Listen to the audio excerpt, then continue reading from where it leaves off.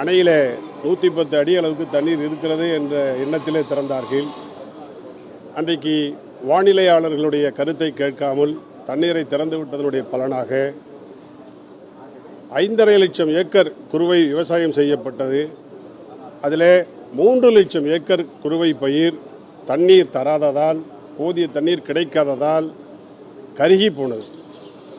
இது எல்லோருக்கும் தெரிந்த ஒன்று.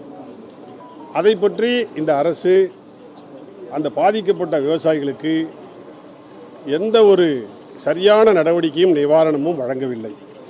குறிப்பாக இடுபொருள் மானியம் இந்த அரசு வழங்கியது. அப்படி வழங்குகிற போது மத்திய அரசு NDRF அந்த இடுபொருள் மானியம் 17,000 ரூபாயாக உயர்த்தி வழங்கியிருந்தது. ஆனால் இந்த அரசு அதை தராமல் முந்தைய காலங்களில் கொடுக்கப்பட்டதைப் போலவே 13,500 மட்டுமே ஹெக்டேருக்கு வழங்கியது. அதிலே கூட துரோகம் இழைத்திருக்கிறார். அது மட்டுமல்ல, அம்மாவுடைய ஆட்சி காலத்திலேயும் அண்ணன் எடப்பாடியாருடைய ஆட்சி காலத்திலேயும் தொடர்ந்து பயிர் காப்பீட்டு திட்டத்திலே குறுவைக்கு தனியாகவும் சம்பாவுக்கு தனியாகவும் ஆக குறுவைக்கு அந்த பயிர் காப்பீட்டு திட்டம் அமல்படுத்தப்பட்டது. ஆனால் திமுக ஆட்சிக்கு வந்ததற்கு பிறகு கடந்த 3 ஆண்டுகளாக குறுவைக்கு பயிர் காப்பீட்டு திட்டத்தை ரத்து செய்து விட்டார்கள். 100% கருகி போய்விட்டது. அன்றைக்கு மட்டும் அவர்கள் பயிர் காப்பீட்டு திட்டத்தை அமல்படுத்தியிருப்பார்கள் என்று சொன்னால் ஒரு விவசாயிக்கு ஹெக்டேருக்கு 84,000 ரூபாய் 100% நிவாரணம் கிடைத்திருக்கும். அதை கிடைக்காமல் செய்தது இந்த அரசு, திமுக அரசு என்பது உங்களுக்கு நான் தெரியப்படுத்த விரும்புகிறேன். அதே போல் இந்த சம்பா இன்றைக்கு இந்த ஆண்டு 24-25 குறுவை இதுவரை நிலத்தடி நீர் இல்லாத பகுதிகளில் அறவே இல்லை. விவசாயிகள் பெரிதும் பாதிக்கப்பட்டிருக்கிறார்கள். குடிக்க கூட தண்ணீர் பஞ்சம் ஏற்பட்டிருக்கிற சூழல் ஏற்பட்டிருக்கிறது. நான் சொல்வது நிலத்தடி நீர் இல்லாத இடங்களில், டெல்டா மாவட்டத்தில் நிலத்தடி நீர் இல்லாத இடங்களில் குடிநீருக்கு கூட பஞ்சம் ஏற்பட்டிருக்கிறது. கால்நடைகளுக்கு தீவனமற்ற சூழல் ஏற்பட்டு வருகிறது. இதை அரசு கவனிக்க வேண்டுமா வேண்டாமா? இதை பற்றி எந்த நடவடிக்கையும் இல்லை. நம்முடைய எடப்பாடியார் அவருடைய ஆட்சி காலத்தில் 12,110 கோடி கடனை தள்ளுபடி செய்து கொடுத்தார்கள். விவசாயிகளுக்கு கடிதம் கொடுக்கப்பட்டது. உங்களுடைய கடன் தள்ளுபடி செய்யப்பட்டிருக்கிறது என்கிற கடிதம் ஒவ்வொரு விவசாயினுடைய கையிலேயும் கொடுக்கப்பட்டது. பாதுகாக்கப்பட்ட வேளாண் மண்டலம் என்கிற சட்டத்தை கொண்டு வந்து விவசாயத்திற்கு நிரந்தர பாதுகாப்பு, சட்ட பாதுகாப்பு மத்திய அரசுடைய ஒப்புதலோடு எடப்பாடியார் அவர்கள் வழங்கினார்கள்.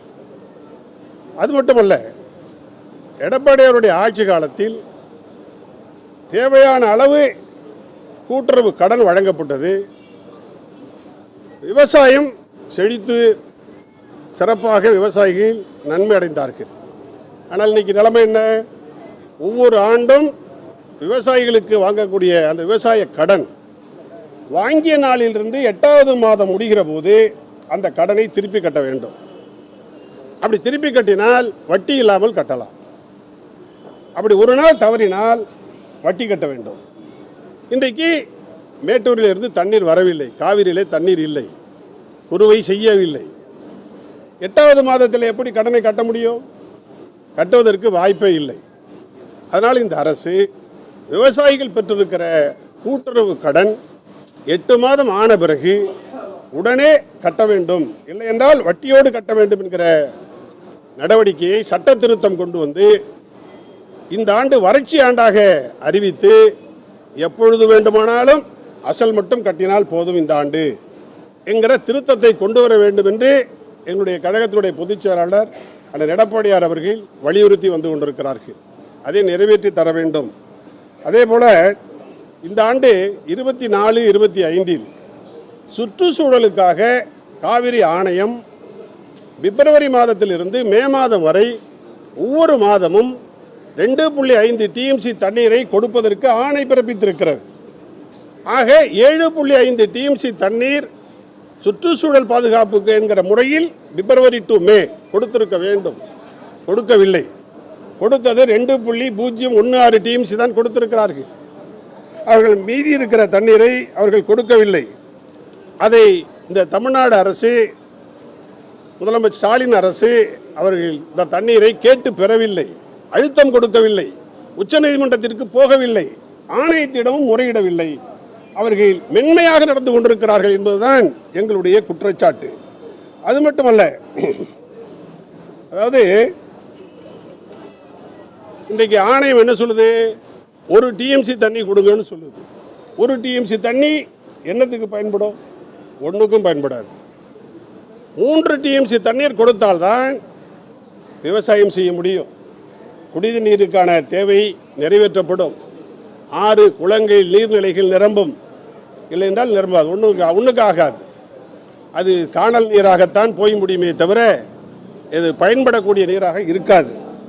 அதே போல அனைத்து இந்திய அண்ணா திராவிட முன்னேற்ற கழகத்தினுடைய கருத்து என்ன என்றால், அண்ணன் எடப்பாடியார் அவர்கள் அடிக்கடி சொல்லுவது, உபரி நீரை நம்முடைய காவிரி ஆணையம் சொல்லியிருக்கிற அந்த உரிமை நீராக கருதக்கூடாது, உபரி நீரை கணக்கில் எடுத்துக்கொள்ளக்கூடாது. அணை நிரம்புகிறது, அதுக்கு மேலே வச்சுக்க முடியாது, அதனால திறந்து விடுறாங்க.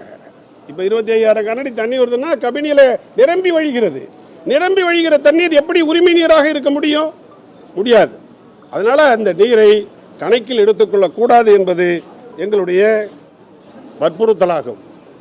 அதே போல இந்த காவிரி நீர் பிரச்சனையை பார்த்தீங்கன்னு சொன்னால், எங்களுடைய அனைத்து இந்திய அண்ணா திராவிட முன்னேற்ற கழகம் தான் இந்த ஜீவாதார உரிமைக்காக தொடர் சட்ட போராட்டம் நடத்தி வெற்றி பெற்று கொடுத்திருக்கிறது. அது மட்டுமல்ல, இதே போல வறட்சி வந்தபோது, பயிர்கள் கருகிய போது, எங்களுடைய முன்னாள் முதலமைச்சர் புரட்சித் தலைவர் அம்மா அவர்கள் 84 மணி நேரம் மெரினா கடற்கரையில் தன்னந்தனியாக தொடர் உண்ணாவிரதம் இருந்து, அன்றைக்கு மத்திய அரசில் இருந்து நீர்ப்பாசனத்துறை அமைச்சர் சுக்லா அவர்கள் வந்து அதற்கு ஒப்புதல் கொடுத்ததற்கு பின்னால் பாதுகாப்பு நடவடிக்கைகள் எடுக்கப்படும், தண்ணீர் வழங்குவதற்கான நடவடிக்கை எடுக்கப்படும் என்று சொன்னதற்கு பின்னால், அதற்கு பின்னாலே தான் 84 மணி நேரத்திற்கு பிறகு உண்ணாவிரதத்தை புரட்சித் தலைவர் அம்மா அவர்கள் முடித்துக் கொண்டார்கள். அதுபோல தொடர் சட்ட போராட்டம், ஆளுங்கட்சியாக இருந்தாலும் சரி அல்லது இல்லாமல் இருந்த போதும் சரி, காவிரி நீருக்காக தொடர் சட்ட போராட்டம் நடத்தியது புரட்சித் தலைவர் அம்மா அவர்கள். அதன் மூலம் தான் நாம் வெற்றியை பெற்றிருக்கிறோம். அது மட்டும் இல்ல, கஜெட்ல வெளியிடல, அதையும் வெளியிட வேண்டும் என்று சட்ட போராட்டம் நடத்தி வெற்றி பெற்றவர் புரட்சித் தலைவர் அம்மா அவர்கள். அதைவிட புரட்சித் தலைவர் அம்மா அவர்கள் சொன்னார்கள், நான் விவசாயி என்று சொல்லிக் கொள்வதில் நான் பெருமைப்படுகிறேன் என்று சொன்னவர் முதலமைச்சராக இருந்த என்னுடைய தாய் புரட்சித் தலைவர் அம்மா அவர்கள். அதே போல எங்களுடைய நாடாளுமன்ற உறுப்பினர்கள் 22 நாள் நாடாளுமன்றத்தை முடக்கி அன்றைக்கு ஆணையம் அமைக்கப்பட வேண்டும் என்பதற்காக குரல் கொடுத்தவர்கள் அனைத்து இந்திய அண்ணா திராவிட முன்னேற்ற கழகத்தினுடைய நாடாளுமன்ற உறுப்பினர்கள். அது மட்டுமல்ல, ஆணையம் அமைப்பதிலே காலதாமதம் படுத்தியது மத்திய அரசு, பிஜேபி அரசு. அன்றைக்கு முதலமைச்சராக இருந்த அண்ணன் எடப்பாடியார் அவர்கள் நீதிமன்ற அவமதிப்பு வழக்கை தொடர்ந்து அதன் மூலம் அன்றைக்கு ஆணையத்தை அமைத்துக் கொடுத்தவர் அண்ணன் எடப்பாடியார் அவர்கள் என்பதையும் இந்த நேரத்தில் நான் பதிவு செய்ய விரும்புகிறேன். அது மத்தியிலேயும் சரி அல்லது கர்நாடகத்திலேயும் சரி, ஆட்சியிலே இருக்கிற கட்சிகள், அது காங்கிரஸாக இருந்தாலும் சரி பிஜேபியாக இருந்தாலும் சரி, இங்கேயும் சரி அங்கேயும் சரி, எவர் ஆட்சியில் இருந்தாலும் அவர்கள் தமிழ்நாட்டுக்கு தண்ணீர் கொடுப்பதில் வஞ்சிக்கிறார்களே தவிர, அவர்கள் பொது நோக்கோடு மனிதாபிமானத்தோடு சட்டத்தை மதித்து அவர்கள் நடக்கிறார்களா என்றால் ஒருபோதும் இல்லை, எப்போதும் இல்லை. அதனாலே தான் எங்களுடைய கழகத்தினுடைய பொதுச் செயலாளர் அண்ணன் எடப்பாடியார் அவர்கள் தீர்மானமான ஒரு முடிவு எடுத்திருக்கிறார். இந்த தேசிய கட்சிகளோடு என்றைக்கும் உறவு வைத்துக் கொள்வது என்பது அரசியல் உறவு இல்லை. இது மக்களுக்கு செய்கிற துரோக கட்சிகளாக இருக்கிறது, சட்டத்தை மதிக்காத கட்சிகளாக இருக்கிறது, இறையாண்மையை மதிக்காத கட்சிகளாக இருக்கிறது, தமிழ்நாட்டு மக்களுக்கு குடிக்க தண்ணீர் கொடுக்காத அரசாக கட்சிகளாக இருக்கிறது என்றுதான் தேசிய கட்சிகளோடு ஒட்டுமில்லை உறவும் இல்லை என்பதை, இரு கட்சிகளோடும் ஒட்டுமில்லை உறவும் இல்லை என்பதை தெளிவாக தெரிவித்திருக்கிறார்கள்.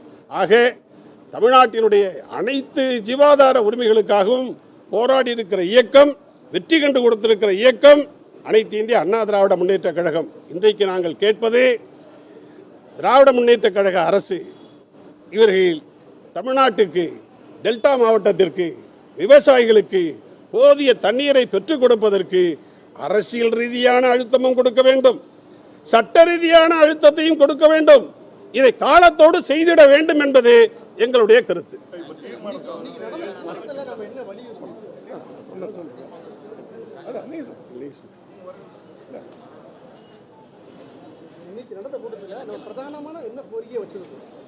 பிரதானமாக வந்து பார்த்தீங்கன்னா ஒய்எஸ் மணியன் சொன்னது போல தான் நமது எடப்பாடியார் அவர்கள் இந்த கூட்டத்துக்கு மாதிரியாக ஒரு ஆரோக்கியமான ஒரு பிரச்சனை, காவிரி நதிநீர், காவிரி நீர் தமிழ்நாட்டுக்கு வர வேண்டும், காவிரி டெல்டா பகுதிகளெல்லாம் காப்பாற்ற வேண்டும் என்பதற்காகத்தான் காவிரி நீர் முறைப்படுத்தும் ஆணையம், காவிரி ஆணையமெல்லாம் அமைப்பதற்கு பிரதமர் அம்மா அவர்களும் அதே போல் அண்ணன் எடப்பாடியார் அவர்களும் இன்றைக்கு 23 நாட்கள் நாடாளுமன்றத்தை முடக்கி, எடப்பாடியார் ஆணையம் முடக்கி இந்த ஆணையத்தை எல்லாம் அமைத்து முழுமையாக அம்மா வழியில் சட்ட போராட்டம் நடத்தி இன்றைக்கு காவிரி நீர் இங்கே வருகிறது என்றால் அதுக்கு அம்மா அவர்களும் எடப்பாடியார் தான் காரணம். அந்த அடிப்படையில் இந்த அனைத்து கட்சி கூட்டத்துக்கு அழைப்பு எடுத்தும் இது வந்து தமிழ்நாட்டு மக்களுக்காக கலந்து கொள்ள வேண்டும் என்று எங்களை கலந்து கொள்ள சொன்னார்கள்.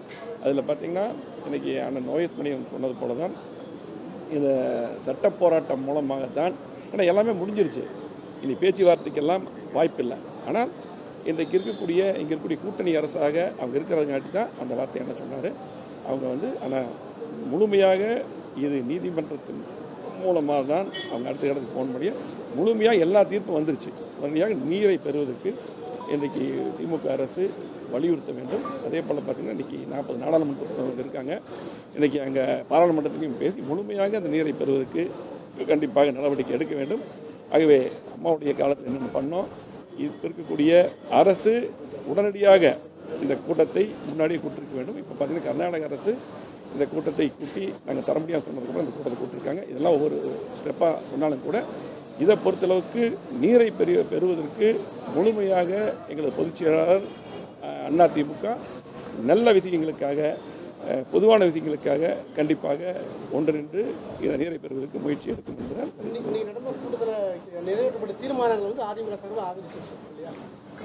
கண்டன தீர்மானத்தை ஆதரித்திருக்கிறோம்.